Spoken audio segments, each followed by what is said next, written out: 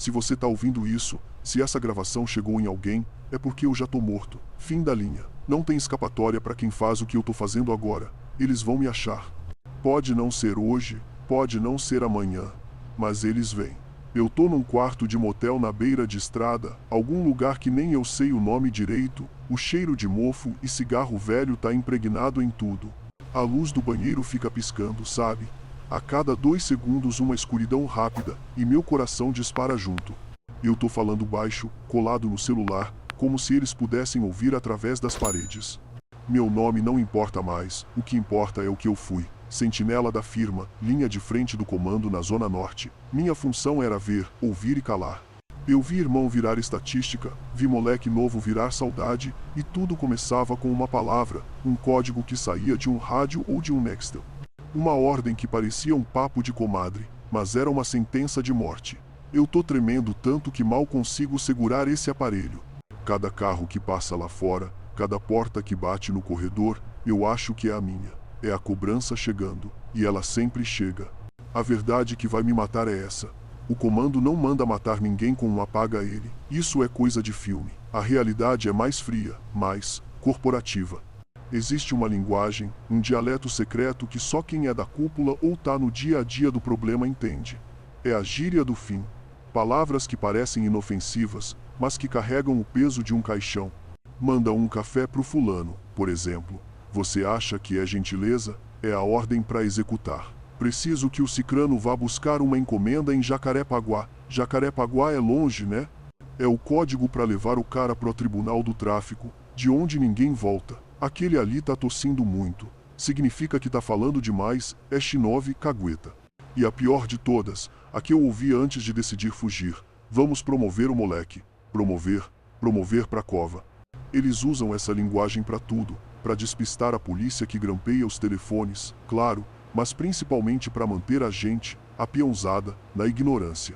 Você ouve a ordem, repassa a ordem, e às vezes só descobre que mandou matar um amigo seu quando vê o corpo estirado na viela no dia seguinte. É um sistema feito para tirar a culpa das mãos de quem dá o tiro e a responsabilidade de quem manda.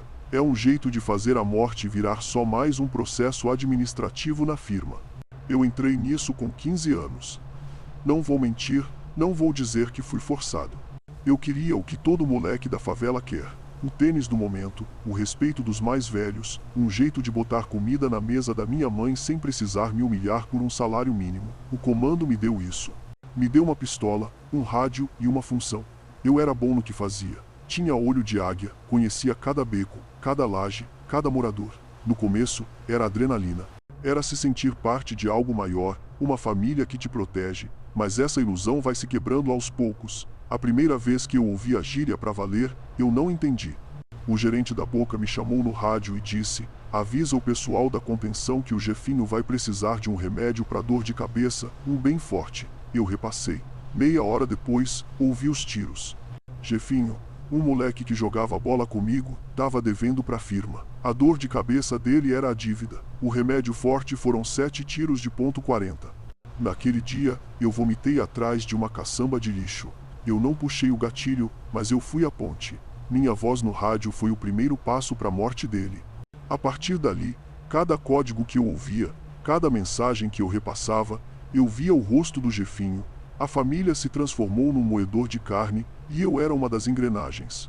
O medo que eu sinto agora não é só de morrer. É um medo diferente, uma paranoia que corrói por dentro, porque essa linguagem secreta mostra o tamanho real do poder deles. Não é só sobre o morro, sobre a venda de droga. É uma estrutura empresarial, com regras, procedimentos e uma hierarquia invisível. Tem os doutores, os caras de terno e gravata que lavam o dinheiro, que compram a polícia, que negociam com políticos. Eles nunca pisam no barro. Eles nunca sujam as mãos de sangue. Eles mandam um zap para um gerente geral com uma frase que parece de negócio. Precisamos reavaliar o contrato daquele fornecedor. E lá na ponta, na favela, o fornecedor aparece boiando no valão. Esse sistema é perfeito para eles. Se um de nós é pego, a gente não tem como entregar o chefão. O que eu vou dizer na delegacia? Ele mandou um café pro cara, vão rir da minha cara. O código protege a cúpula e garante que a gente, a base da pirâmide, seja totalmente descartável.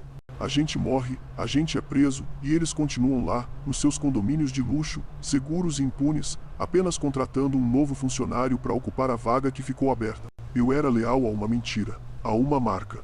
O estalo para mim, o momento que essa chave virou e eu decidi que preferia morrer como um traidor do que viver como um fantoche, foi por causa do meu primo, o Léo. Ele era mais novo, entrou por minha causa. Eu que botei ele na firma. Ele era vapor, mas era estabanado, perdeu uma carga pequena. Coisa boba, que dava para resolver. Numa reunião na associação de moradores, que na verdade era uma reunião da gerência, eu vi o frente da comunidade, um cara que me viu crescer, chegar perto do chefão e cochichar no ouvido dele. O garoto Léo tá precisando de umas férias, anda muito estressado. E o chefão só balançou a cabeça, com um sorrisinho no rosto. Férias. Meu sangue gelou. Eu conhecia o código. Tirar férias era o decreto para sumiço, desaparecimento. Sem corpo, sem velório, sem luto. Eu tentei falar com o Léo, tentei mandar ele fugir, mas já era tarde. Levaram ele naquela mesma noite. Eu não pude fazer nada. Eu que levei ele para aquele inferno e eu que ouvi a sentença de morte dele ser dita como se estivessem marcando um churrasco. Naquela hora eu entendi. Não existe lealdade, não existe família. Somos todos peças num tabuleiro, e quando uma peça não serve mais, ela é simplesmente retirada do jogo, sem barulho, sem alarde, apenas some. E é por isso que eu tô aqui, nesse quarto fedorento, gravando isso, para que o jogo deles, as regras deles, a linguagem deles, não morra em silêncio junto comigo. Se alguém precisar ouvir isso, se inscreve. Para entender o porquê de eu estar aqui, nesse buraco, esperando a morte, você precisa entender de onde eu vim. Não é desculpa, não. É o mapa do inferno. Minha infância teve o cheiro de panela raspada e o som da barriga da minha mãe roncando para eu poder comer um pouco mais. A gente morava num barraco de 2 cômodos no final da viela, a parede com aquela mancha de umidade que parecia um mapa de um país que não existe. Lembro de ficar olhando para aquela mancha e imaginando outros lugares. Lugares onde o café da manhã não era só uma xícara de água com açúcar. A violência não era só o tiro que a gente ouvia de longe. Era a violência de ver sua mãe chorando baixinho no canto, achando que você tá dormindo, porque o dinheiro do gás não ia dar pro mês inteiro. A falta de oportunidade não é uma porta fechada na sua cara. É nascer num corredor sem porta nenhuma. E lá no fim desse corredor, brilhando no escuro, tinha o comando. Tinha os moleques mais velhos com tênis que eu só via na vitrine, com moto que fazia um barulho que parecia um trovão, com o respeito que ninguém, nem a polícia, nem o governo, tinha por nós. Eles não pareciam criminosos para mim. Eles pareciam a única saída, a única resposta num lugar onde ninguém fazia perguntas. A primeira vez que o movimento me notou, eu não tinha nem 12 anos. Eu era só mais um pivete magrelo, de pé no chão, empinando pipa na laje. O Zeca, que era o gerente da boca de fumo de baixo, me viu. Ele não chegou falando de crime, de arma, de nada disso. Ele só me chamou e disse: "Ô menor, corre lá na padaria pra mim e pega um maço de cigarro e uma coca. Fica com um troco." O troco dava para comprar 2 pães. Naquele dia minha mãe e eu comemos pão com manteiga. Parecia um banquete. Eu me senti importante, útil. Alguém tinha me dado uma tarefa e eu tinha cumprido. Na semana seguinte, foi de novo. "Leva esse radinho ali pro Guto na outra esquina." Eu nem sabia o que era aquilo direito, mas eu fui, correndo. O coração batendo forte, não de medo, mas de empolgação. Eu tava fazendo parte de alguma coisa. Eu tava sendo visto, e a cada favor, a cada corre, vinha uma nota de 10, de 20. Comecei a comprar mistura pra casa. 1 quilo de frango. Um pacote de linguiça. Minha mãe perguntava de onde vinha, e eu mentia. Dizia que tava catando latinha, ajudando na feira. Ela sabia, eu acho. No fundo toda mãe sabe. Mas a fome fala mais alto que a desconfiança, entende? A fome cala a boca da moral. O nosso mundo era cercado por muros invisíveis. A viela, o campinho de terra batida, a escola caindo aos pedaços. E do outro lado do muro, a polícia. Pra gente, a polícia nunca foi sinônimo de segurança. Era o contrário. Era o medo de levar um tapa na cara sem motivo, de ser humilhado na frente de todo mundo no baculejo. Eu lembro de uma vez, eu devia ter uns 10 anos, eles invadiram a comunidade de madrugada. O som do helicóptero parecia que ia arrancar o telhado de zinco do nosso barraco. Eles chutaram nossa porta. Reviraram o pouco que a gente tinha. Jogaram o saco de arroz no chão. Um deles apontou o fuzil para minha mãe. Eu me mijei todo, literalmente. Eu fiquei paralisado, olhando pro cano daquela arma, pro rosto coberto do policial, e eu senti um ódio que eu nunca tinha sentido na vida. Um ódio puro, infantil. Naquele dia, eu entendi que existiam dois lados, e o lado deles, o da lei, não era o meu. Eles não estavam ali para me proteger, estavam ali para nos caçar. Então, quando o pessoal do comando me ofereceu um lugar, não parecia que eu estava me juntando a criminosos. Parecia que eu estava me juntando a um exército que lutava contra o mesmo inimigo que eu. A farda deles era diferente, mas a guerra era a mesma. Aos poucos, as tarefas foram mudando. De buscar cigarro, passei a ser aviãozinho, levar os pacotinhos de um ponto a outro. No começo, eu nem pensava no que tinha dentro, era só um trabalho. O gerente me dava uma sacola, dizia leva isso pro fulano, sem abrir, sem dar mole. E eu ia. Eu conhecia cada atalho, cada buraco no muro, cada telhado que dava para pular. Eu era rápido, invisível. A cidade era um labirinto e eu era o rato que conhecia todos os caminhos. O dinheiro começou a melhorar. Comprei meu primeiro tênis de marca. A sensação de calçar aquele tênis, de andar pela comunidade e ver os outros moleques olhando, era poder. Um poder pequeno, idiota, mas era o único que eu tinha. Eu ainda ia para a escola, mas minha cabeça já não estava mais lá. A professora falava de equação de segundo grau e eu estava pensando na contagem do dinheiro da venda, em qual era a melhor rota para não cruzar com a viatura da PM. A escola virou um disfarce. Um lugar para minha mãe achar que eu ainda tinha um futuro normal. Mas eu já sabia que meu futuro estava sendo escrito nas madrugadas, no silêncio tenso das vielas, na adrenalina de uma entrega bem-sucedida. Eu estava me afundando, mas a sensação era de estar subindo. O primeiro teste de verdade, o que me separou dos moleques e me colocou na trilha para ser homem na hierarquia da firma, foi quando me botaram de radinho, ficar de sentinela. Minha função era simples: sentar numa cadeira de plástico na entrada da favela e avisar sobre qualquer movimento estranho, principalmente a chegada do caveirão ou das viaturas. Parece fácil, né? Mas foram as horas mais longas da minha vida. Você fica ali, suando frio, o rádio na mão, com medo de falar na hora errada, com medo de não falar na hora certa. Cada carro que sobe o morro, seu coração gela. É um morador? É a polícia disfarçada? O silêncio é o seu pior inimigo. O vento batendo numa folha de zinco soa como um tiro. A responsabilidade era imensa. Um erro meu, uma vacilada, e podia morrer gente. Podia estourar uma guerra. Eu aprendi a ler o ambiente, a diferenciar o barulho do motor de um carro comum do motor de uma viatura, a reconhecer um estranho só pelo jeito de andar. Naquela cadeira, eu deixei de ser o garoto que fazia favores. Eu virei um soldado de 15 anos, com o rádio na mão e o estômago revirado de medo e orgulho. Eu estava protegendo a família. Era isso que eles diziam, e eu, idiota, acreditava. Engolir o medo vira um hábito, é como respirar. No começo você sente, depois se torna automático. Você aprende a separar sua mente do seu corpo. Seu corpo tá tremendo, sua boca tá seca, sua mão tá suando, mas sua mente tá focada no código, na ordem, na missão. A primeira vez que eu vi uma troca de tiros de perto, eu me escondi atrás de uma geladeira velha e fechei os olhos. O barulho era ensurdecedor, o cheiro de pólvora queimada invadiu tudo. Eu achei que ia morrer ali. Eu rezei para tudo que é santo, mesmo sem nunca ter sido de rezar. Quando tudo acabou e o silêncio voltou, um silêncio pesado, cheio de zumbido no ouvido, um dos mais velhos me achou. Ele me deu um tapa na nuca e disse: "Abre o olho, moleque. Medo é para quem pode se dar ao luxo de ter. A gente não pode." Aquela frase ficou na minha cabeça. O medo virou uma fraqueza que eu tinha que esconder a qualquer custo. Então eu comecei a fingir. Eu andava com a postura mais ereta, olhava nos olhos das pessoas, falava com a voz mais firme. Por fora, eu era o sentinela confiante, o cria desenrolado. Por dentro, eu era o mesmo menino mijado de medo do fuzil do policial. Essa máscara que a gente usa, ela gruda na pele. Depois de um tempo, você esquece que ela tá ali, e é aí que você se perde de verdade. A primeira vez que eu toquei numa arma de verdade, eu nunca vou esquecer. Não era um revólver velho, um 38 cansado. Era uma pistola, preta, fosca, pesada. Uma Glock. O gerente da minha área, o Rael, estava limpando ela na mesinha do barraco dele. Eu fiquei olhando, hipnotizado. O jeito que ele desmontava, passava o óleo, montava de novo.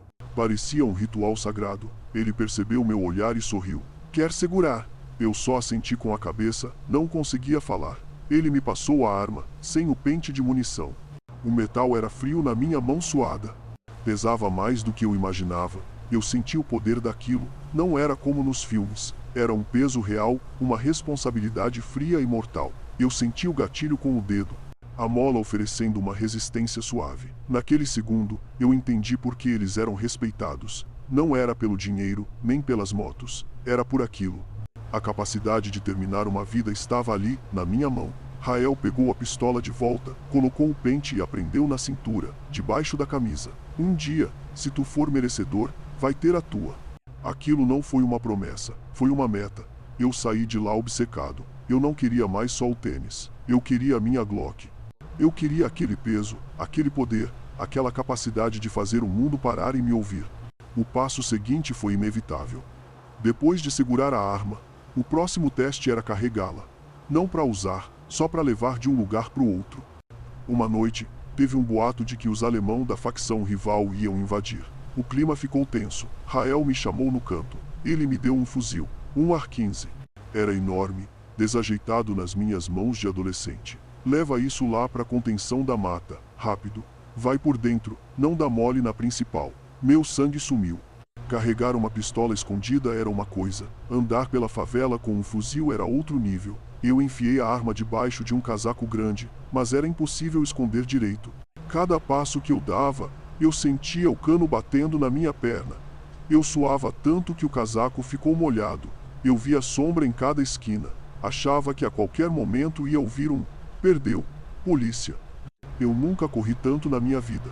O medo era um bicho vivo, arranhando minha garganta por dentro. Quando eu finalmente entreguei a arma pro pessoal da contenção, minhas pernas tremiam tanto que eu quase caí.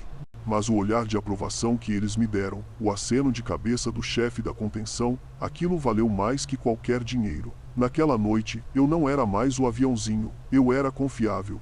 Eu era parte da engrenagem de guerra. O medo ainda estava lá, mas agora ele tinha um companheiro, o orgulho. A inocência vai embora em fatias, sabe? Não é de uma vez só. Primeiro você perde o medo de ver droga. Depois, você perde o medo de ver dinheiro sujo. Aí você perde o medo de segurar uma arma. E quando você se dá conta, tá rindo de uma piada sobre um cara que morreu na noite anterior. A gente vivia num universo paralelo, com leis próprias. Na escola, aprendi sobre a história do Brasil. Na favela, aprendi a história das guerras entre as facções. Na aula de matemática, eu via números. No meu trabalho, eu via números que significavam quilos, gramas, vidas, dívidas.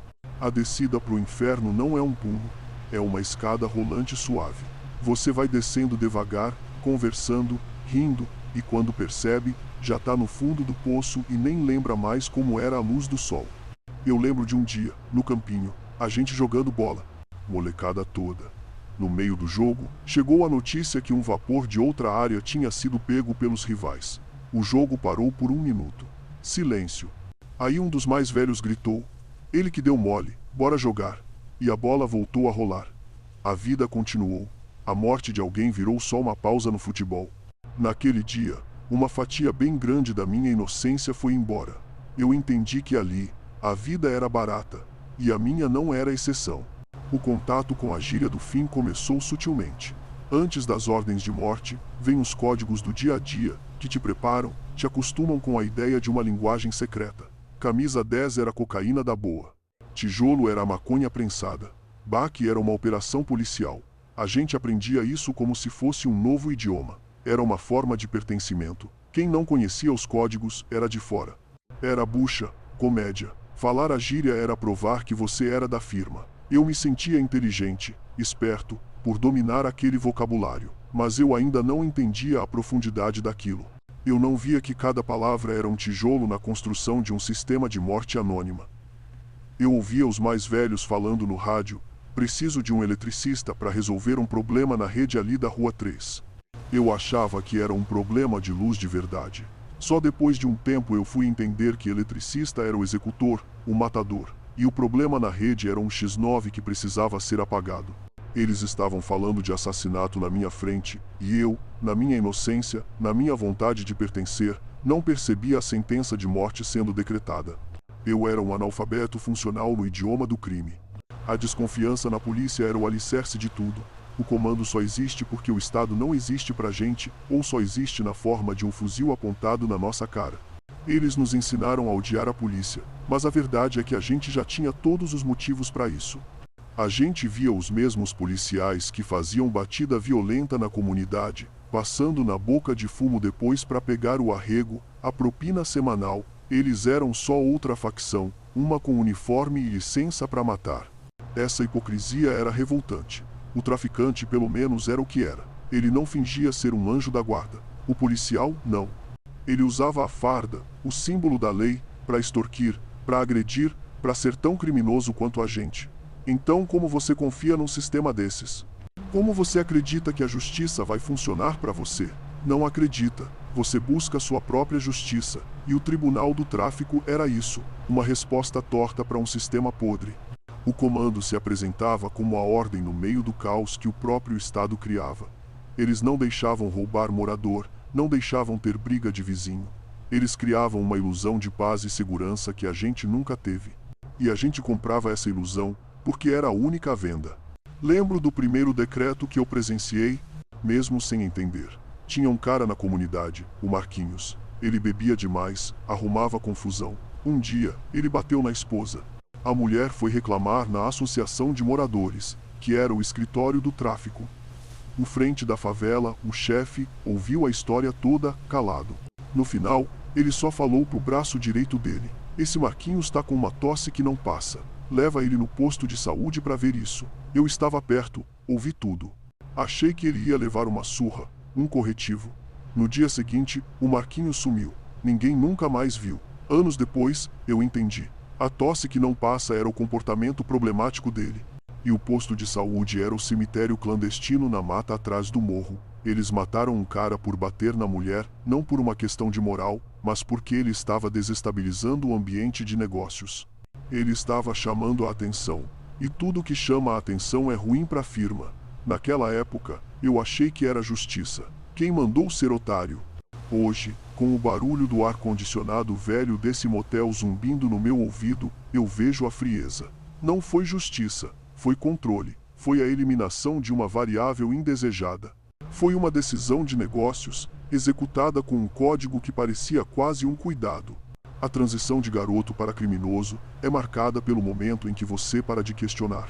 No começo, você pensa, isso é certo, isso é errado, mas a fome, o medo, a necessidade, a adrenalina, tudo isso vai gritando mais alto que a sua consciência. E chega um ponto em que a voz da consciência some. Você só obedece. A hierarquia é rígida, militar. Você não questiona o gerente não questiona o frente não questiona o conselho. É uma cadeia de comando cega, e essa obediência é recompensada. Com mais dinheiro, mais responsabilidade, uma arma melhor, eu fui subindo, de aviãozinho para radinho, de radinho para segurança do ponto. Eu ganhei minha própria pistola, uma Taurus. Não era a Glock que eu sonhava, mas era minha. Eu dormia com ela debaixo do travesseiro. Eu me sentia seguro, invencível.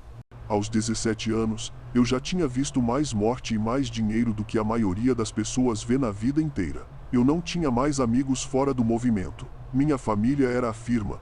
Minha lei era a lei do comando. Eu tinha parado de pensar no futuro, no que eu queria ser. Eu só vivia o presente, um dia de cada vez, uma ordem de cada vez. A escada rolante continuava descendo, e eu já nem olhava mais para cima. A pobreza não é só não ter dinheiro, é não ter escolha. É ter um cardápio com um prato só.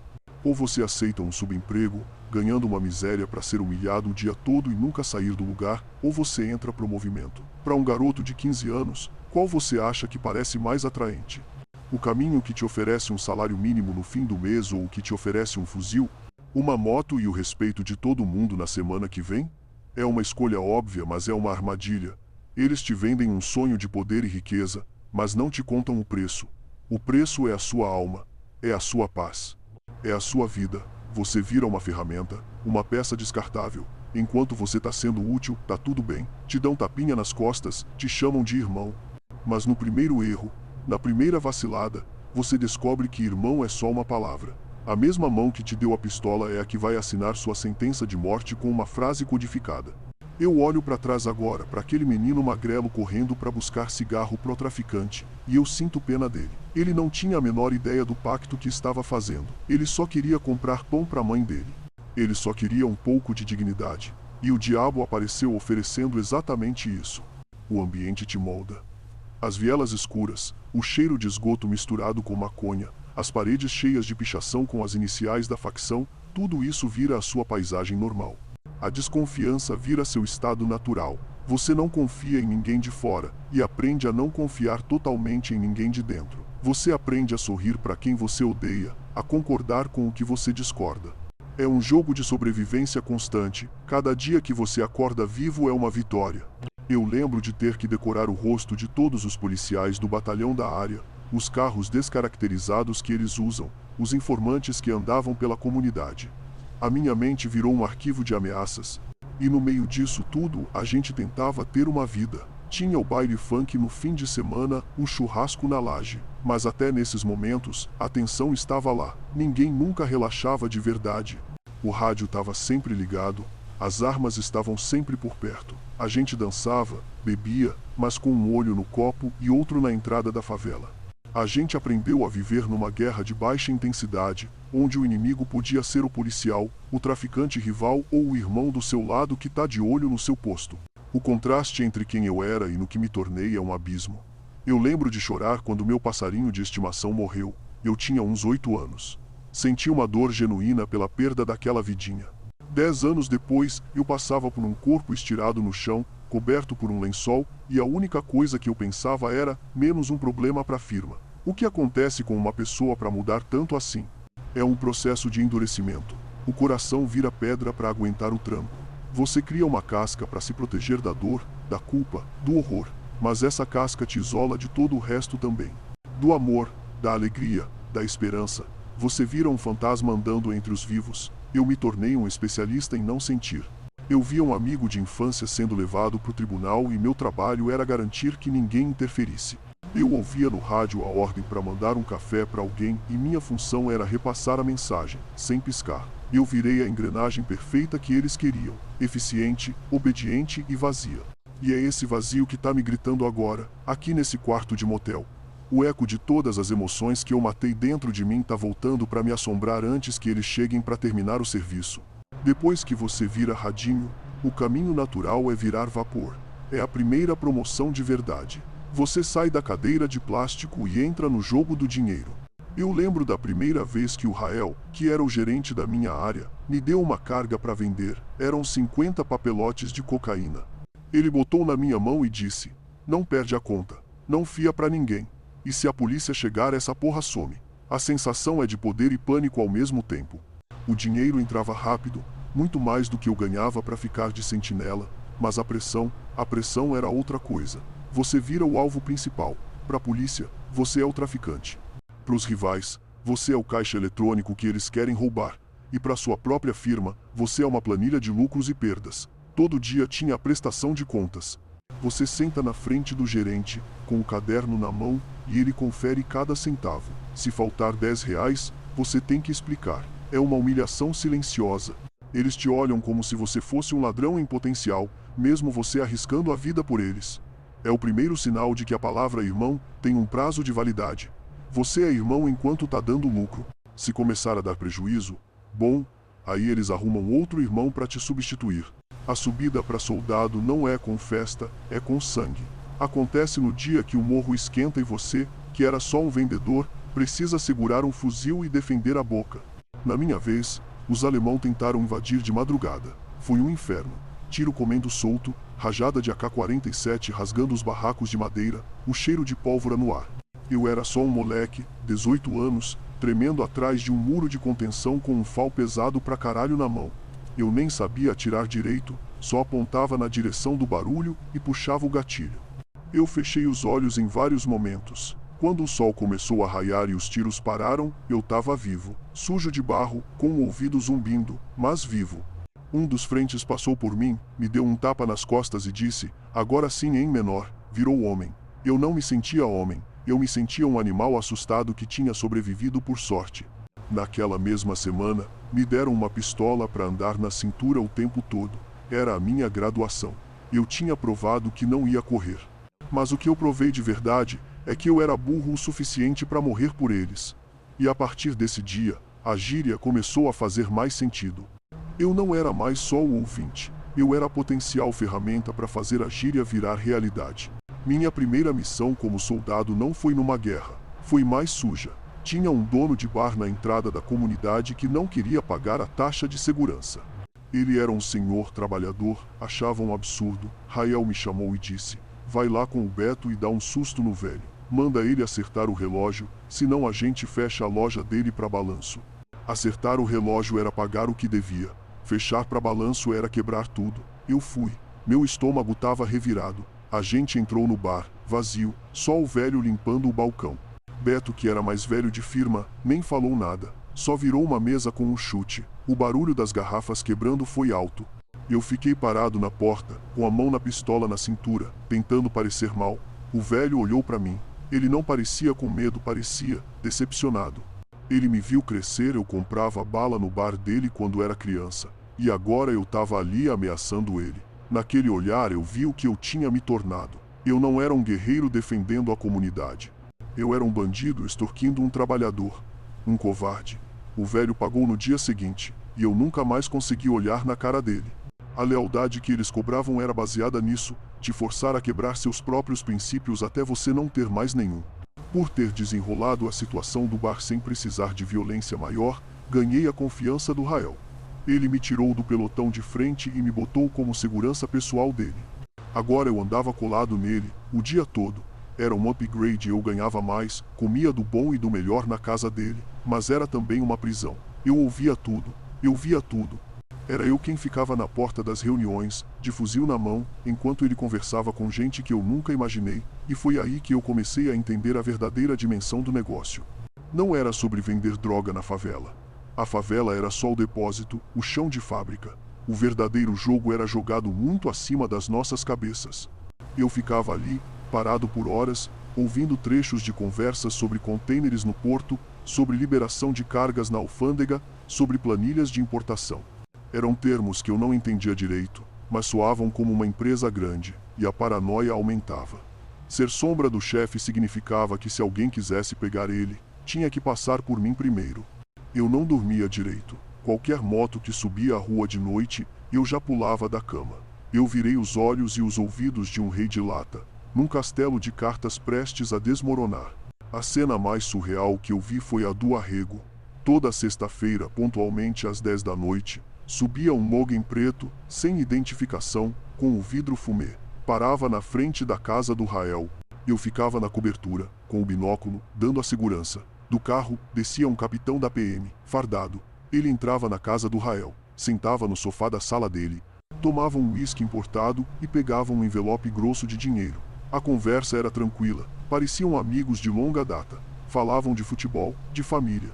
O capitão dava dicas de quais dias a corregedoria ia estar na área, quais operações eram só para inglês ver, e o Rael reclamava do preço das armas, como se estivesse falando com um fornecedor.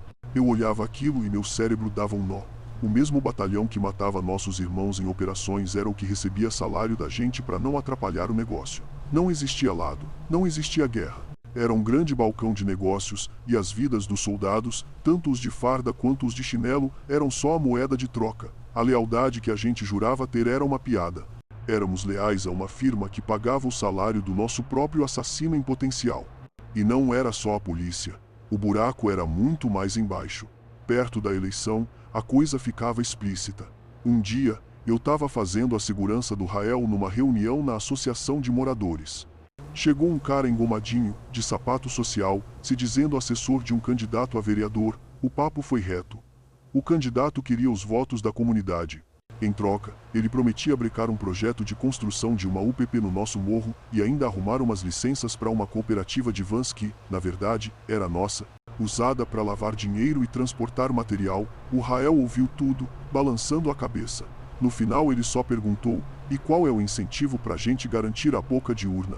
O assessor sorriu e botou uma maleta na mesa. Abriu, estava forrada de dinheiro. 50 mil reais. E ele disse: isso é só o sinal. O resto vem depois da apuração. Na semana da eleição, a ordem foi clara. Ninguém podia fazer campanha para outro candidato. Nossos vapores viraram cabos eleitorais. A gente entregou a comunidade de bandeja para um político corrupto em troca de facilidades para o nosso negócio ilegal.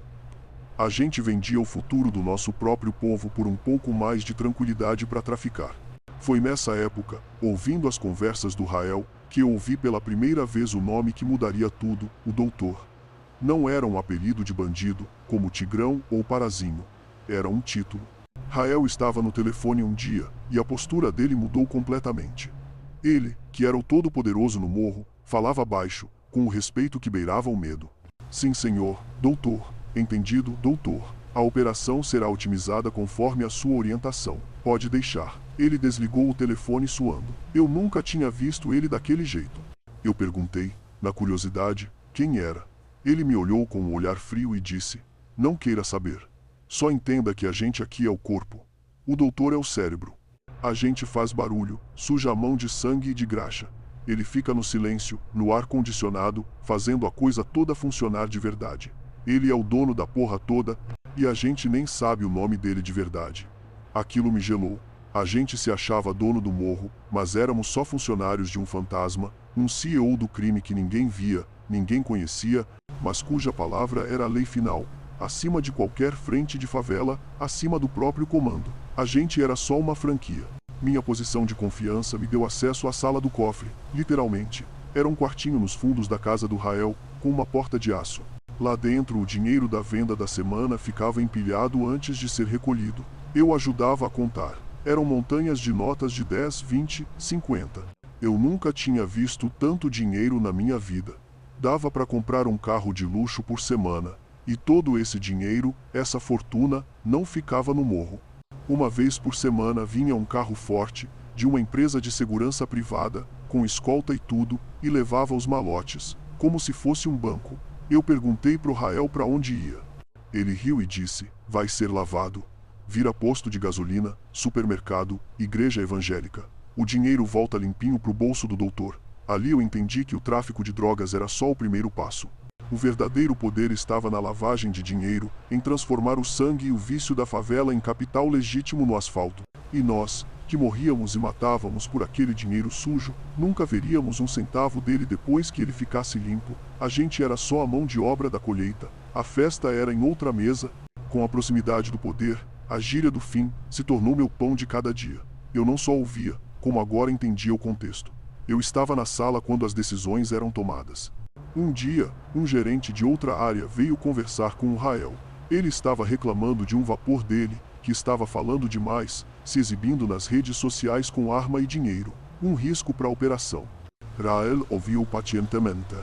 No final, ele pegou o telefone, ligou para alguém e disse, com a maior calma do mundo: seguinte, o nosso amigo lá da lojinha de pipa tá com uma ventania muito forte, espalhando tudo. Acho que tá na hora de reforçar o telhado dele para ver se segura. Ele desligou e olhou para o outro gerente. Resolvido. Reforçar o telhado. Uma metáfora idiota para uma sentença de morte. O moleque seria executado por ser imprudente, não por ser traidor, não por dever, por ser um risco de marketing. Naquela hora, eu senti um calafrio que não era de medo, era de nojo. A vida humana tinha sido reduzida a um problema logístico que se resolvia com uma ligação e uma frase de duplo sentido. E eu estava ali, cúmplice, sentado no sofá, como se estivéssemos falando do tempo. O ponto de virada, onde eu deixei de ser espectador e virei participante ativo do sistema de morte, foi aterrorizante. Um dos nossos foi pego roubando a carga. Um garoto novo, o Pedrinho. Ele era meu conhecido, gente boa, mas se endividou com o jogo e fez a besteira. O tribunal foi rápido, levaram ele para um barraco abandonado no alto do morro.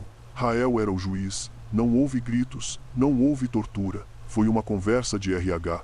Rael explicou a regra, o erro do Pedrinho, e a consequência. No final, ele olhou para mim, e disse: ele precisa ir para uma consulta demorada em Belfort Roxo, leva ele lá. Meu sangue virou gelo. Consulta em Belfort Roxo, era o código para execução e desova na Baixada Fluminense. E a ordem era para mim, era um teste, minha lealdade final. Eu olhei pro Pedrinho. Ele me olhava, os olhos cheios de lágrimas, implorando em silêncio. Se eu recusasse, o próximo na fila da consulta seria eu. Eu assenti com a cabeça. Levei ele para fora. Entreguei para os 2 executores que já esperavam no carro. Eu não puxei o gatilho, mas eu o levei até a arma. Eu fechei a porta do carro e ouvi o som dele chorando enquanto se afastava. Naquela noite, eu não consegui dormir. O som do choro dele ecoava no meu crânio. Eu tinha passado no teste. Eu tinha vendido a última grama da minha alma. A figura do doutor começou a se materializar em coisas concretas. Um dia, chegou um carregamento de armas que eu nunca tinha visto. Fuzis novos, israelenses, com mira a laser, coisa de cinema. Muito superior a qualquer coisa que a polícia tinha. Rael me explicou, com um orgulho doentio, que aquilo era um investimento do doutor.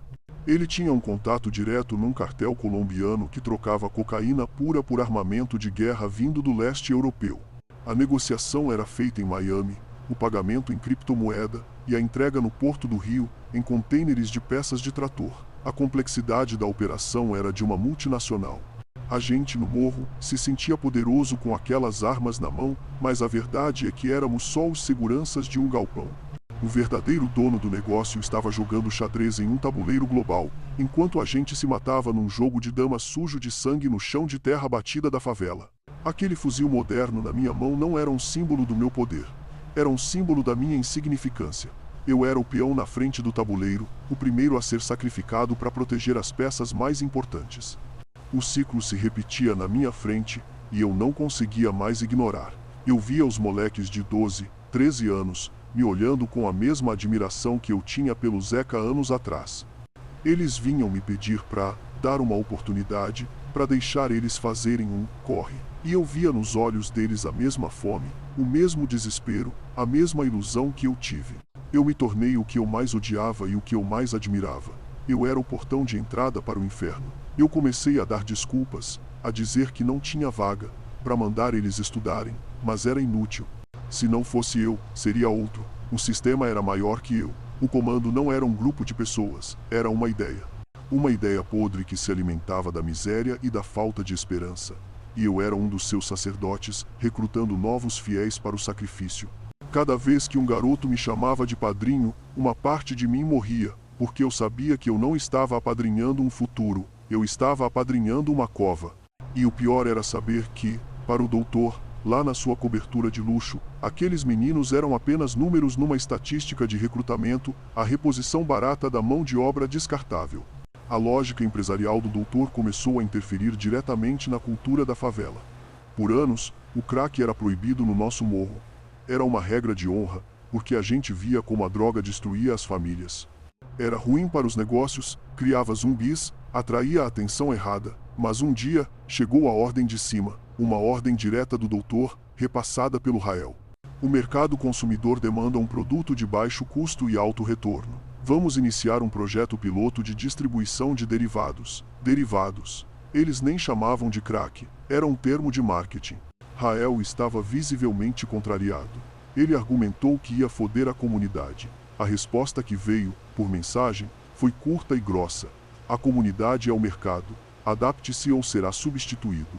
Naquela semana, as primeiras pedras de crack começaram a ser vendidas na nossa boca. Eu vi vizinhos, mães de família, gente que eu conhecia desde criança, se definhando em semanas.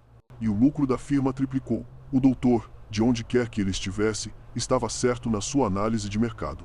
E nós éramos os executores da sua política comercial que transformava nossos vizinhos em mortos-vivos. A humilhação de ser um peão ficou explícita quando um dos homens do doutor veio pessoalmente buscar o relatório de lucros do projeto piloto. Eu esperava um malandro, um bandidão. Mas quem chegou foi um cara de terno, num sedã blindado. Ele nem desceu do carro. Rael, o chefe temido da favela, teve que ir até a janela do carro, como um funcionário de drive-thru, para entregar um tablet com as planilhas. O homem de terno pegou o tablet, mal olhou na cara do Rael, e disse: "O doutor está satisfeito com os resultados, mas a margem de perda ainda está alta. Ele quer mais eficiência." E foi embora. Rael voltou com o rosto vermelho de raiva e vergonha. Ele, que mandava matar com um estalar de dedos, tinha acabado de levar uma bronca do chefe como um vendedor que não bateu a meta. E eu, que era a sombra dele, sentia humilhação por tabela. Nós éramos os reis de um formigueiro, mas bastava a bota do verdadeiro dono do terreno aparecer para a gente lembrar do nosso tamanho real. Éramos todos descartáveis, do vapor ao gerente. A única coisa que importava era a planilha de lucros e perdas no tablet do doutor. A crueldade virou procedimento padrão. Capturamos um infiltrado dos rivais. Antigamente, a gente simplesmente executaria. Mas a ordem do doutor, através do Rael, foi diferente. Precisamos de inteligência competitiva. Façam uma entrevista de desligamento aprofundada. Quero saber as rotas deles, os fornecedores, o sistema de contabilidade. Entrevista de desligamento. Era o código para tortura com o objetivo de extrair informação. Levaram o cara para um matagal. E o que eu vi ali não foi raiva, não foi vingança. Foi trabalho. Os caras que fizeram o serviço agiam como analistas. Perguntavam, anotavam, e quando a resposta não vinha, usavam o alicate, o maçarico. Tudo com uma calma assustadora. Um deles filmava tudo com o celular. Não por sadismo, mas para enviar como prova do relatório pro doutor. Era espionagem corporativa. O corpo do rival não era o de um inimigo. Era um arquivo de dados que precisava ser acessado. Eu tive que ficar de guarda, ouvindo os gritos, e a única coisa que eu conseguia pensar era que, se um dia eu falhasse, a próxima entrevista de desligamento poderia ser a minha. Aos poucos, a teia de aranha se revelou por completo. O vereador que a gente elegeu conseguiu aprovar uma mudança no zoneamento da cidade. Uma área de proteção ambiental perto da favela foi liberada para construção. Pouco tempo depois, uma grande construtora, uma empresa famosa, anunciou um condomínio de luxo no local. Parecia não ter nada a ver com a gente. Até que um dia, o Rael, bêbado, deixou escapar. Tá vendo aquela obra? É do doutor. A gente bota o político lá, ele muda a lei.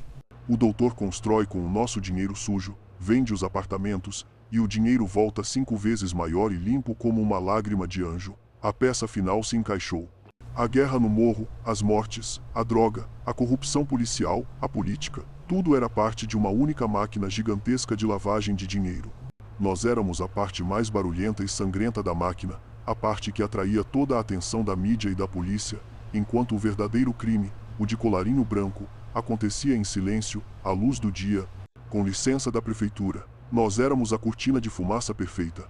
O golpe final na minha ilusão veio de forma covarde e definitiva. A pressão da mídia sobre a violência na nossa área estava alta. O governador precisava dar uma resposta. Uma noite, Rael me chamou e disse, com uma frieza que eu nunca vou esquecer: amanhã de manhã vai ter uma operação grande. O doutor negociou com o secretário de segurança. A gente precisa entregar alguns resultados para acalmar a imprensa. Eu não entendi. Entregar resultados? Ele continuou. Eu selecionei 10 dos nossos. Vapores, soldados. A maioria é nova. Alguns estão dando problema. A gente vai vazar a localização deles pro batalhão. Eles vão ser presos ou mortos. Vão virar estatística. E a gente ganha um mês de paz. Um mês de manchetes positivas pro governo, de tranquilidade pra gente operar sem o BOP fungando no nosso cangote. E o preço? 10 vidas. 10 moleques que confiavam na gente, que juraram lealdade à firma, sendo entregues como gado pro abate. Eu fiquei olhando pro Rael, esperando ver um pingo de remorso, de dúvida. Mas o rosto dele era uma máscara de pedra. Ele só deu de ombros e disse: é o custo do negócio. O doutor que mandou a lista. Não se discute. Custo do negócio. Naquela noite, eu entendi que a gíria do fim não era só para despistar a polícia. Era para nos despistar de nós mesmos, da nossa própria humanidade. A gente não estava sacrificando irmãos. Estávamos fazendo um ajuste de pessoal para otimizar as relações institucionais. A linguagem corporativa tinha chegado ao morro, e seu primeiro produto de exportação era a morte justificada por um balanço contábil. Eu passei a noite em claro, ouvindo o barulho dos grilos, imaginando os 10 garotos dormindo, sem saber que o nome deles já estava numa lista de entrega, como se fossem uma encomenda da Amazon com data marcada para devolução, e o remetente era o mesmo chefe que eles chamavam de padrinho. No dia seguinte, o inferno desceu o morro, o som do helicóptero rasgando o céu antes das 6 da manhã, as rajadas de metralhadora que não eram de aviso, eram para matar. A operação foi cirúrgica. Eles foram direto nos pontos que o Rael vazou. Eu fiquei na contenção, numa posição segura, com ordem de não revidar. Eu só podia assistir. Eu vi o Ricardinho, um moleque que não tinha nem 17 anos, ser encurralado numa viela e fuzilado. Vi o Binho ser arrastado de dentro de casa, da frente da mãe dele, já morto. A notícia na TV à noite era um espetáculo de horror e mentira. 10 traficantes mortos em confronto com a polícia na Zona Norte. Confronto? Que confronto? Foi uma chacina combinada, um acerto de contas empresarial. O secretário de Segurança deu uma entrevista, com a cara mais lavada do mundo, falando em vitória da sociedade de bem. E o Rael, no quartel-general dele, assistia a tudo tomando cerveja, como se estivesse vendo um jogo de futebol. Ele até comentou: o doutor sabe o que faz. Acalmou os jornais e ainda fizemos uma limpeza no quadro. Tinha uns 2 ali que já estavam dando dor de cabeça mesmo. Limpeza no quadro. Os corpos ainda estavam no IML e já tinham virado um item riscado de uma lista de tarefas. O silêncio na favela naquela noite era pesado, um silêncio de luto e pior, de medo. Medo não da polícia, mas de nós mesmos. O verdadeiro poder, a cara do monstro, eu só fui ter um vislumbre semanas depois. E não foi no meio de um tiroteio, mas no lugar mais asséptico e improvável do mundo. Rael foi convocado para uma reunião de alinhamento estratégico. Era a primeira vez que isso acontecia, e não foi na favela. A ordem era clara, ternos sem armas aparentes, e o endereço era um prédio comercial espelhado na Barra da Tijuca, um daqueles que parecem um aquário gigante de gente rica. Eu fui como segurança, o único autorizado a ir. Tive que botar um terno que nem me servia direito, a pistola escondida nas costas me queimando a pele. Deixamos o fuzil no carro. A sensação de entrar naquele lobby foi de outro planeta. O chão de mármore brilhava tanto que dava para ver o reflexo. O ar-condicionado era tão gelado que arrepiou meu braço. Uma recepcionista loira, que parecia uma atriz de novela, nos olhou de cima a baixo com um desprezo educado. Ela falou no interfone e disse: "O senhor Antunes pode subir. O acompanhante dele aguarda aqui." Acompanhante. Eu era o chefe da segurança de um dos maiores traficantes da cidade e ali, naquele ambiente, eu fui reduzido a um ninguém, um cachorro esperando do lado de fora da padaria. O poder de verdade nem precisa de arma, ele te humilha com o silêncio e a arquitetura.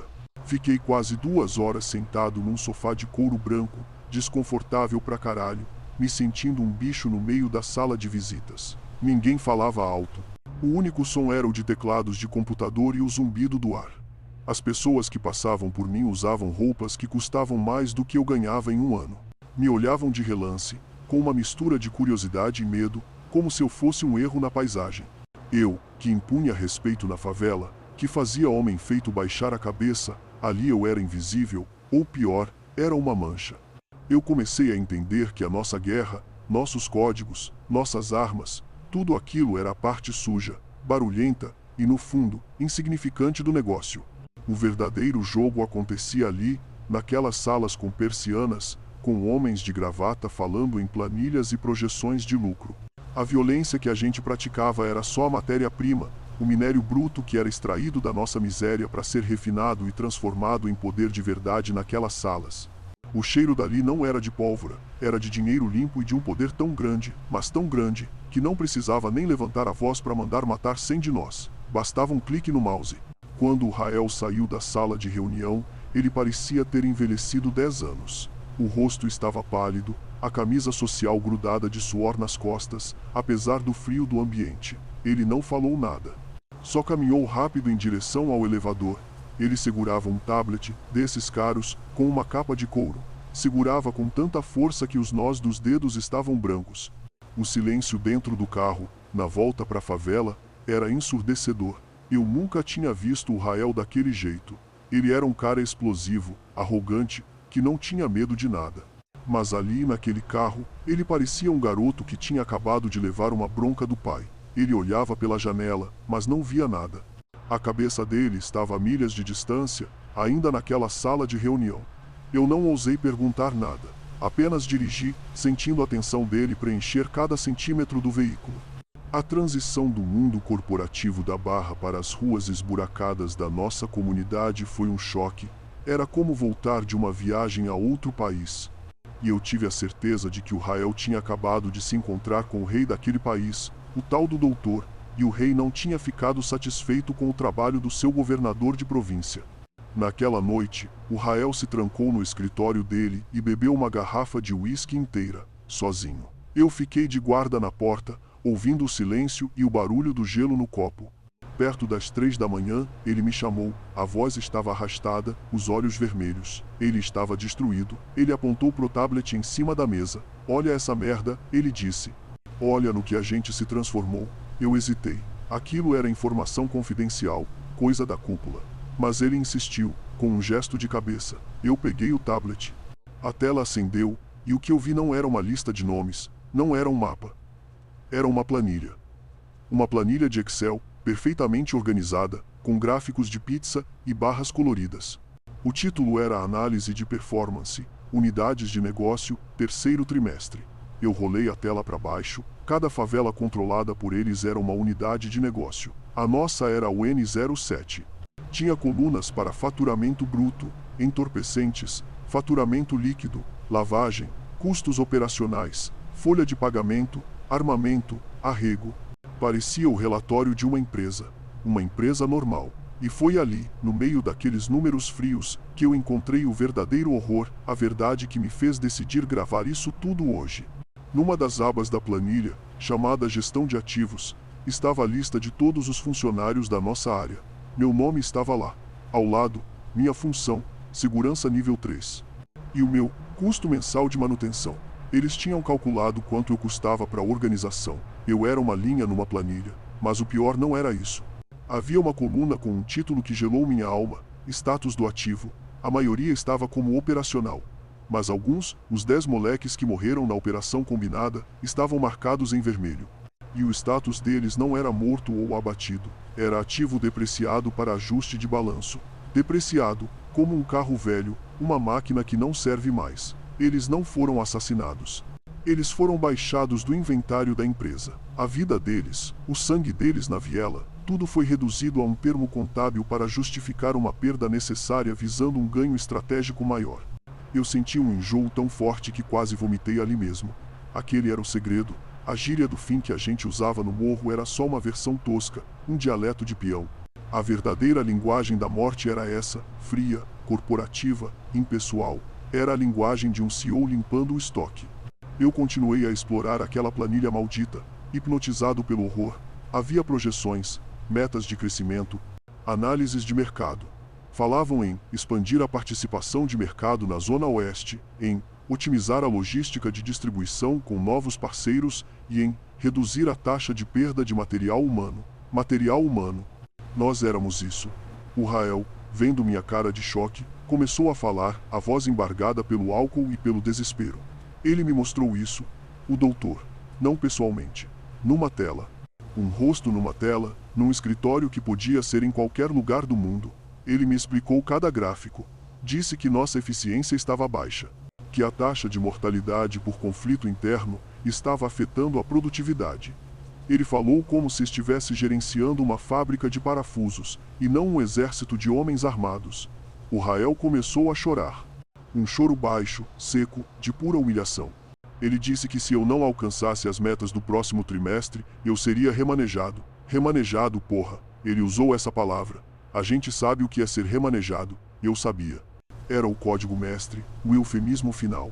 Era a versão do doutor para promover pra cova. Era a morte embrulhada em papel de presente corporativo. O perigo de saber isso, de ter visto essa planilha, não é o mesmo perigo de ser um X9 comum. Se eu for na polícia e disser que o Zé da esquina vende droga, eu sou um cagueta. Eles podem me matar por isso. Mas se eu disser que o comando é, na verdade, a fachada de um conglomerado empresarial multibilionário, gerenciado por um CEO invisível que usa termos de MBA para ordenar chacinas e que tem um secretário de segurança na sua folha de pagamento, quem vai acreditar em mim? E, se acreditarem, quem vai poder fazer alguma coisa? Eu não estaria delatando uma gangue. Eu estaria delatando um sistema inteiro, um câncer que conecta o esgoto da favela com as coberturas de luxo. O doutor não tem um exército de traficantes para me caçar. Ele tem advogados, tem juízes, tem policiais de alta patente, tem políticos. Ele não precisa mandar me dar um tiro. Ele pode fazer eu desaparecer de formas muito mais limpas. Um acidente de carro, uma overdose forjada, ou simplesmente fazer com que todos os meus registros sumam, que eu nunca tenha existido. O poder dele não está no cano de um fuzil, está na caneta que assina um documento, no telefonema que move uma peça no tabuleiro do Estado. Falar sobre a gíria do fim é perigoso. Falar sobre a planilha do doutor é suicídio. A gíria do fim é a ferramenta de isolamento perfeita. Ela cria uma barreira de linguagem que impede que a responsabilidade suba à cadeia de comando.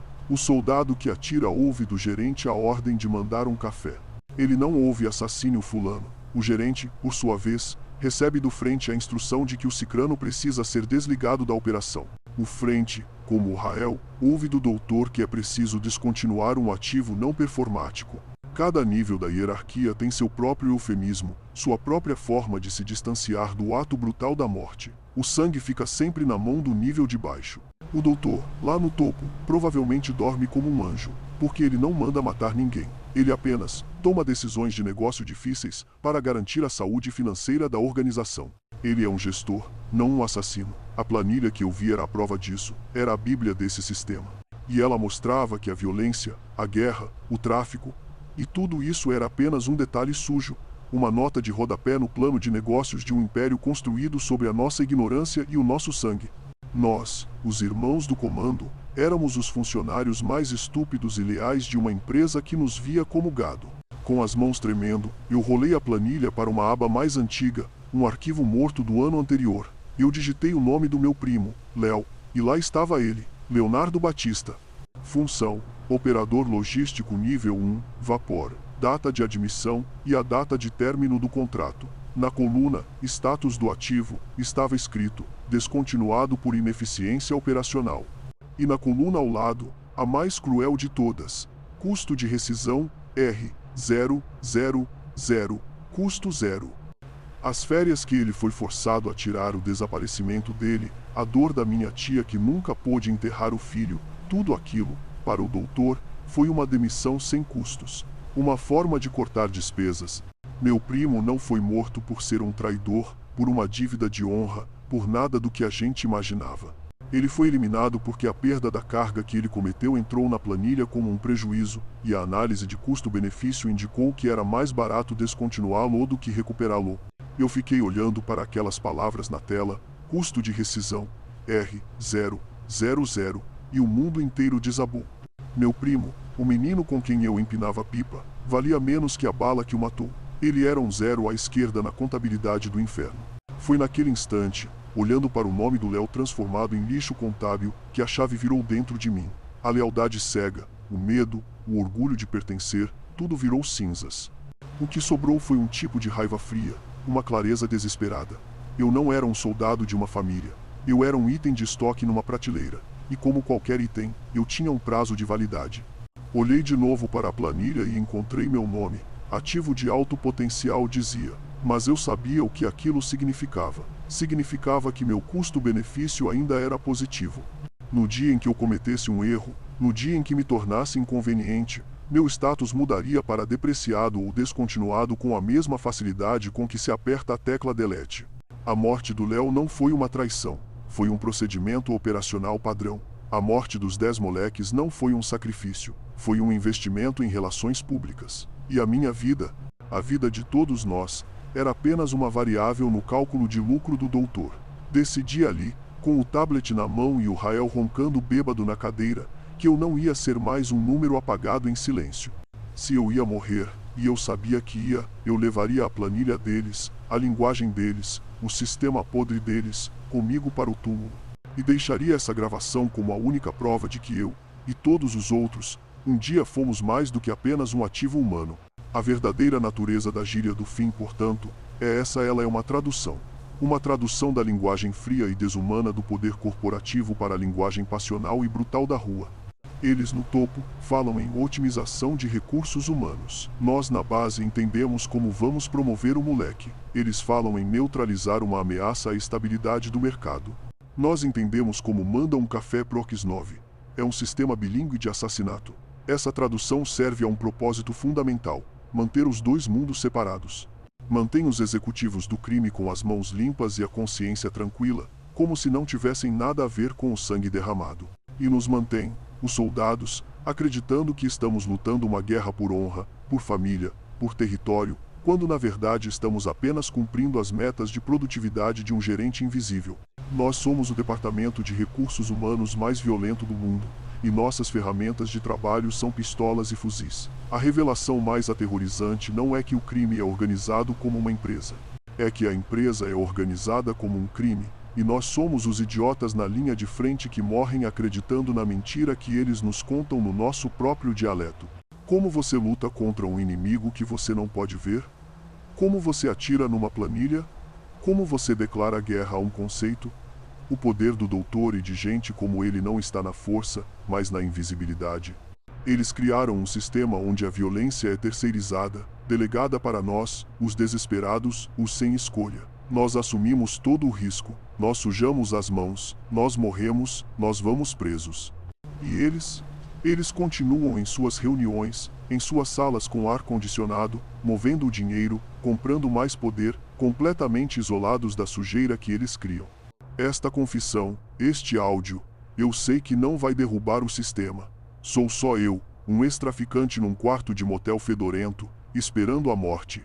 Mas a minha esperança é que esta gravação funcione como um vírus, que ela se espalhe e contamine a mentira deles. Que outros como eu, que estão lá dentro agora, ouçam isso e entendam que a família é uma farsa, que a lealdade é uma coleira, e que a vida deles vale tanto quanto a próxima linha numa planilha de custos. Que eles entendam que não estão lutando contra a polícia ou contra uma facção rival. Estão lutando para proteger o lucro de um fantasma que nem sabe o nome deles. Nesse momento, aqui neste quarto, o silêncio é o que mais me assusta. O ar-condicionado velho parou de funcionar. Agora eu ouço tudo, meu próprio coração batendo descontrolado no peito. O som de um carro que diminui a velocidade na estrada lá fora. Será que são eles? Cada farol que passa pela fresta da cortina ilumina a poeira flutuando no ar e, por um segundo, meu mundo inteiro vira um flash de pânico. Eu olho para o celular na minha mão, essa caixinha preta que guarda a minha única vingança. Eu sei que o meu status na planilha já deve ter mudado. De ativo de alto potencial para ativo comprometido. Agendar descarte imediato. Agendar descarte. É provavelmente assim que eles estão se referindo a mim agora, numa troca de mensagens criptografadas. Não é uma caçada, não é uma queima de arquivo. É um procedimento de limpeza. Eu me tornei um problema de gestão de risco que precisa ser solucionado. A frieza disso é o que me paralisa mais do que o medo da dor. Eu não vou morrer como um traidor. Eu vou morrer como um erro de cálculo que está sendo corrigido, e o som do carro lá fora parou. Eu acho que a equipe de correção acabou de chegar. A ironia final é que, para me calar, eles provavelmente usarão a mesma linguagem que eu estou expondo. Alguém, em algum lugar, vai pegar um rádio ou um telefone e dizer algo como: o hóspede do quarto 12 está fazendo muito barulho. Precisa de um serviço de quarto especial.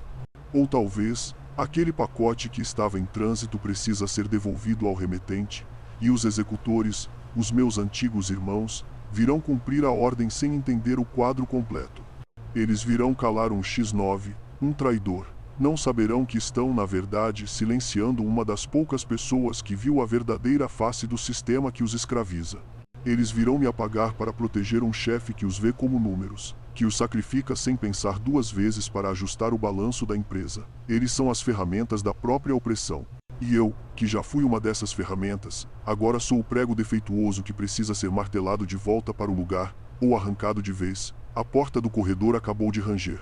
Não há mais tempo. Eu vivi pela gíria, e agora vou morrer por ela. A diferença é que, desta vez, eu sei exatamente o que as palavras significam. E o silêncio que virá depois da minha morte será a prova final de que o sistema deles, o sistema do doutor, funcionou perfeitamente. A ordem para matar meu próprio sangue não veio com um tiro, veio num sussurro. O Rael me chamou no canto, depois daquela reunião com o cara da barra. Ele estava diferente, assustado. Ele me passou o tablet e apontou para uma linha na planilha, a linha com o nome do Léo. O doutor marcou ele disse, a voz baixa, sem emoção. O prejuízo da carga que ele perdeu entrou no balanço. A ordem é remanejar o ativo até o fim da semana. Sem alarde. Remanejar o ativo. Meu primo, o moleque que eu ensinei a soltar pipa, que eu botei na firma achando que estava ajudando. Ele virou uma linha vermelha numa planilha de um fantasma engravatado. Meu mundo parou. O ar ficou grosso, difícil de respirar. Eu senti o gosto de ferrugem na boca. Rael me olhou, e pela primeira vez eu vi medo nos olhos dele também. É ele ou é a gente, entende? O doutor não brinca. Se a gente não resolver, ele manda outra equipe para reestruturar a gerência. E a gente sabe o que isso quer dizer. Ele estava me dando uma escolha que não era escolha. Era a minha vida ou a do Léo. Eu fiquei ali, paralisado, o tablet na minha mão parecendo pesar uma tonelada. Cada número, cada gráfico, era um prego no caixão do meu primo. E a minha única saída era ser o martelo. Eu não disse nada, só balancei a cabeça. E naquele silêncio, naquele movimento de 1 centímetro, eu me tornei o monstro que eles sempre souberam que eu podia ser. Eu vendi a alma do meu primo para comprar mais alguns dias de vida para mim. A preparação foi a parte mais nojenta. Eu que tive que fazer a isca.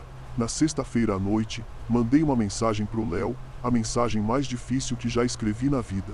E aí, primo, pega nada hoje, me encontra lá no campinho abandonado nos fundos da mata. Tem um esquema novo pra gente, uma parada boa pra levantar uma grana por fora. Uma mentira deslavada, cruel. Ele respondeu na hora, todo empolgado, cheio de gíria, achando que ia finalmente se dar bem. Cada letra que ele digitava era uma facada no meu peito. A noite estava fria, sem lua. A única luz vinha de um poste solitário, que piscava, jogando sombras longas e dançantes sobre o mato alto. O silêncio era absoluto, quebrado apenas pelo som dos insetos e pelo meu coração batendo na minha garganta. Eu cheguei primeiro, a pistola na cintura pesando como uma âncora. Eu não ia atirar, essa não era a minha função. Minha função era pior, era entregar. Quando o Léo chegou, ele veio sorrindo, me deu um abraço. Qual a boa, primo? Fiquei amarradão. Eu não consegui responder direito, só murmurei um espera aí. A gente ficou ali, em silêncio por uns 2 minutos que pareceram 2 eternidades. Então, eu ouvi o barulho suave de um carro parando na estrada de terra logo atrás da mata. 2 homens saíram sem falar uma palavra. O sorriso do Léo morreu. Ele olhou para mim, os olhos cheios de confusão, de medo, de uma pergunta que ele não teve tempo de fazer. Ele entendeu tudo naquele segundo. E o olhar dele de traição, de puro desamparo, vai me assombrar até o último dia da minha vida. Eu só virei o rosto enquanto eles o agarravam e o jogavam dentro do carro. Eu não fiz nada. Eu era a porra de um Judas. Eu não sei quanto tempo eu fiquei parado ali, no escuro, depois que o carro sumiu. O som do motor se afastando foi a trilha sonora do fim do meu mundo. Quando finalmente consegui me mover, minhas pernas pareciam feitas de chumbo. Eu não voltei para casa. Eu andei sem rumo pelas ruas da comunidade, um fantasma no meu próprio território. Cada rosto que eu via parecia me acusar. O som do baile funk que vinha de longe parecia uma zombaria. Como as pessoas podiam dançar, rir, viver, depois do que eu tinha feito? A culpa era uma coisa física, uma náusea que subia pela minha garganta. Eu me sentia sujo, contaminado por dentro. Cheguei em casa de madrugada. Minha tia, a mãe do Léo, estava sentada na porta do barraco dela, me esperando. O rosto dela era uma máscara de preocupação. Você viu o Léo? Ela perguntou, a voz trêmula. Ele disse que ia te encontrar. Ele não voltou para casa. Eu olhei nos olhos da mulher que me deu comida quando minha mãe não tinha, que cuidou de mim quando eu fiquei doente. E eu menti. Não, tia. Ele não apareceu. Deve ter saído com alguma novinha por aí, a senhora sabe como ele é. A mentira saiu fácil, treinada. E foi a coisa mais violenta que eu já fiz. Mais violenta que qualquer tiro. Eu vi um pingo de alívio no rosto dela, e aquilo me quebrou em 1000 pedaços. Eu tinha acabado de matar o filho dela, e agora, estava matando a esperança dela, aos poucos. Naquela noite, eu entendi que eu não tinha mais alma para vender. Eu já tinha entregado tudo.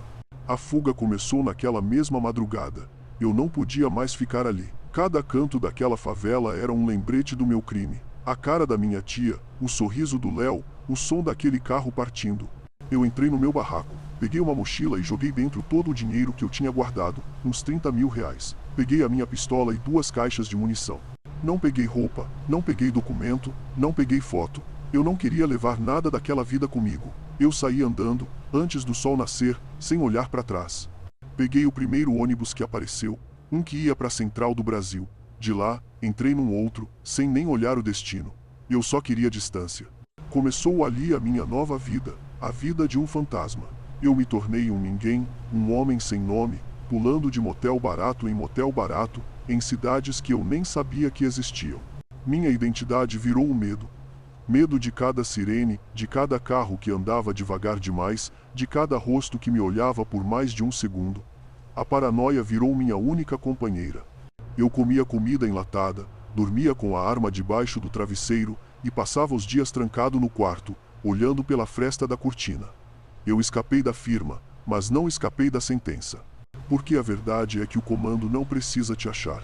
Ele te instala um carrasco dentro da sua própria cabeça. E o meu carrasco tem o rosto do meu primo, me perguntando, em silêncio, por quê? A liberdade que eu comprei com a vida dele tem o gosto amargo de uma cela de solitária. E é por isso que eu estou aqui, nesse quarto que cheira a desespero, gravando isso. Porque eu finalmente entendi a verdade. O sistema do doutor não te transforma num monstro de uma vez. Ele te corrói aos poucos, te força a fazer pequenas concessões, a engolir pequenos sapos, a justificar pequenas crueldades. Ele te ensina a traduzir um assassinato para remanejar um ativo. E quando você se dá conta, você está no fundo do poço, fazendo uma escolha que não é uma escolha, traindo seu próprio sangue para proteger um sistema que te vê como um número numa planilha, com um custo de rescisão, R000. Eles não me obrigaram a entregar o Léo com uma arma na minha cabeça. Eles me deram uma planilha e me fizeram calcular o valor da minha própria vida em comparação com a dele. Eles me transformaram no próprio doutor, em escala micro. Eles me fizeram o gerente da minha própria desgraça. O verdadeiro poder deles não é o fuzil. É a capacidade de transformar gente boa em ferramentas do mal e de nos convencer que a culpa é nossa, que a escolha foi nossa. Eles privatizam a violência e socializam a culpa. Agora, eu te pergunto, você que está aí, seguro, ouvindo isso, julgando o monstro que eu me tornei, se a sua vida inteira coubesse numa planilha, e te dissessem que para apagar a linha vermelha do seu nome, você precisaria criar uma NA de alguém que você ama, qual seria o seu custo de rescisão?